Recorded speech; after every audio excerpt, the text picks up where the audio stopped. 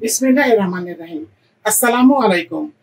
আমি তারানা creativity kitchen corner থেকে। Viewers, আজ আমি নিয়ে এসেছি বিফ নেহারি। অত্যন্ত সুস্বাদু একটা ডিশ এবং অনেক রিচ কিন্তু। এটাতে অনেক ক্যালসিয়াম আছে। যাদের পায়ে ব্যথা, হাঁটুতে ব্যথা, তাদের জন্য এর যে পাতলা যে ঝোলটা, এটা অনেক উপকারী। তো চলুন ভিউয়ার্স দেখি কি কি লাগছে। এখানে আছে আমার এক কেজির উপরে আছে পায়া, একটা দুটো তিনটা চাপা 8 পিস মতো আছে।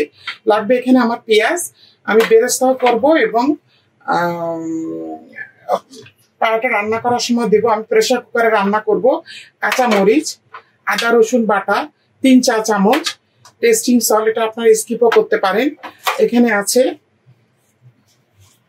তেজপাতা, ছোট এলাচ, লবঙ্গ, দারচিনি, গোলমরিচ পরিমাণ মতো।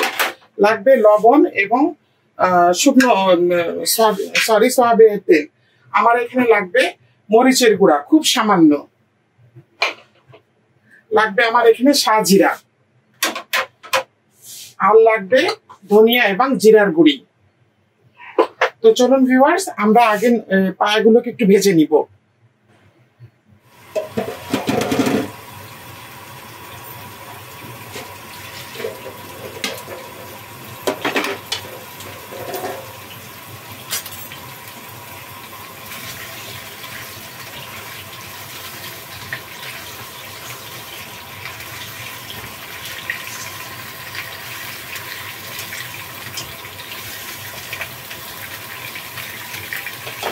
স্কিপ করে দিয়েছি। আমার এখানে লাগবে রসুন কুচি,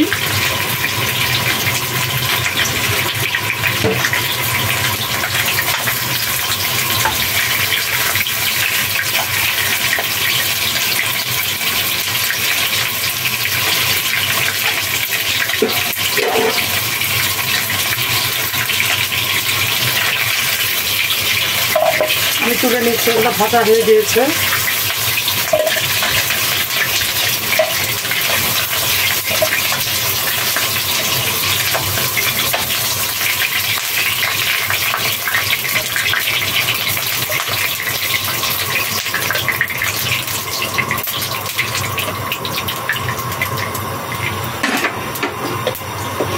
আমি এখন পেঁয়াজ দিয়ে দিচ্ছি।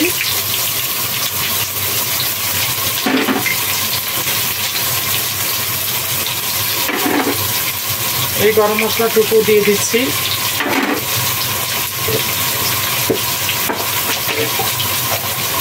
অল্প করে রসুন দিচ্ছি, পরে আবার বাগারের সময় দিব।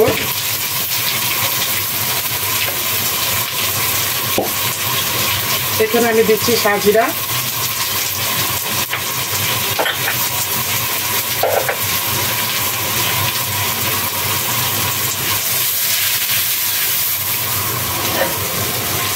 আমি প্রেসার কুকারটা বসিয়ে দিলাম। আমি এখন পেঁয়াজগুলো দিয়ে দিচ্ছি।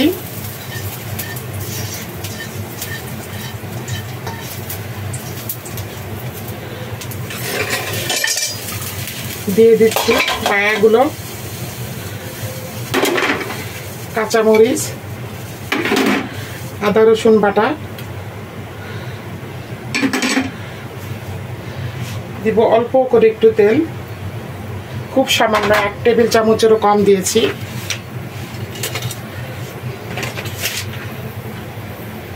এখন আমি লবণ দিচ্ছি। লবণটা পরিমাণ মতো দিবেন।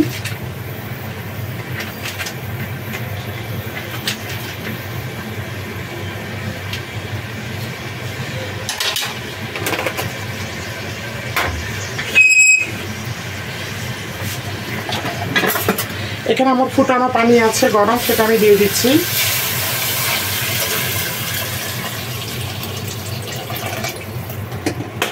বেশি পানি দিবেন না, তাহলে প্রেসার কুকারে আপনার উপরে উঠে যায়। এটা আগে একটা বলক উঠবে, তারপরে আমি লিডটা দিলাম খুব সামান্য, 1/2 চামচেরও কম। এবার দিচ্ছি আমি এই চামচের 1.5 চা চামচ। জিরা এবং ধনিয়ার গুঁড়া।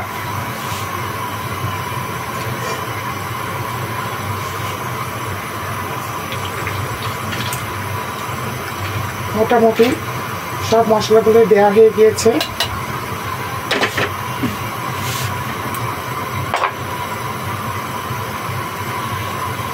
এখানে সামান্য গরম মশলা একটু গুঁড়ি দিব, দিয়ে আমি ডিমটা দিয়ে দিচ্ছি।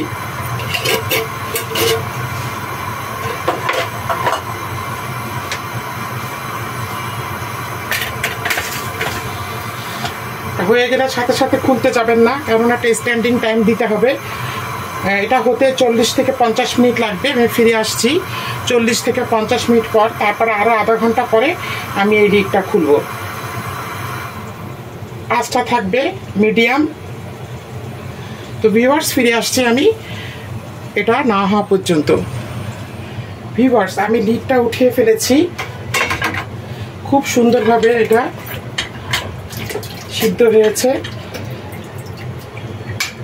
অল্প করে একটু ধনিয়া পাতা আছে আমার কাছে, আমি দিয়ে দিচ্ছি।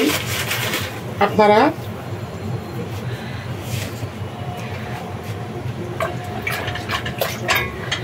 ভিউয়ার্স, আমি এটা চেক করে দেখেছি যে একদম মশলা টশলা সব কিছুই পারফেক্ট। দেখুন, কালারটাও খুব সুন্দর। এখন যদি আবার বাগার দেওয়া হয় তাহলে দেখা যাবে যে তিতো হয়ে যাবে, কারণ আমি সব কিছুই প্রথমেই দিয়েছিলাম। দিচ্ছি সামান্য একটু চিনি, দিচ্ছি এই যে এইটুক টেস্টিং সল্ট, আরও কমিয়ে দিলাম 1 পিঞ্চিরও কম, আর দিব একটু ভাজা জিরার গুঁড়া। আপনারা যদি চান বাগার দিতে পারেন, কিন্তু আমার রান্নাটা আমি এমনভাবে করেছি। আর নেহারি বেশি মশলাদার ভাল লাগে না, একটু পাতলা ভালো লাগে। রুটি দিয়ে, নান দিয়ে আপনারা পরিবেশন করবেন সকালের নাস্তায়, খুবই ভালো লাগবে। তো ভিউয়ার্স, আমি এই ধরনের একটি ডিশে পরিবেশন করছি। ভিউয়ার্স, তৈরি হয়ে গিয়েছে আমার অসম্ভব মজাদার বিফ নেহারি। দেখুন, কালারটা খুব সুন্দর এসেছে, আর নান রুটির সাথে তো একেবারেই জমে যাবে। তো ভিউয়ার্স, আপনারা অবশ্যই বাসায় এটা ট্রাই করবেন। আর আমার এই ভিডিওটি যদি আপনাদের ভালো লেগে থাকে তাহলে অবশ্যই আমাকে একটি লাইক দিবেন, কমেন্ট করবেন এবং ইউটিউব চ্যানেলটিকে সাবস্ক্রাইব করবেন। যারা ফেসবুক পেজ থেকে দেখছেন তারা লাইক এবং কমেন্ট দিবেন। যারা ফেসবুক পেজ থেকে দেখছেন তারা আমাকে লাইক এবং ফলো দিবেন। আগামীতে ফিরে আসবো আবার নতুন নতুন রেসিপি নিয়ে। আল্লাহ হাফেজ।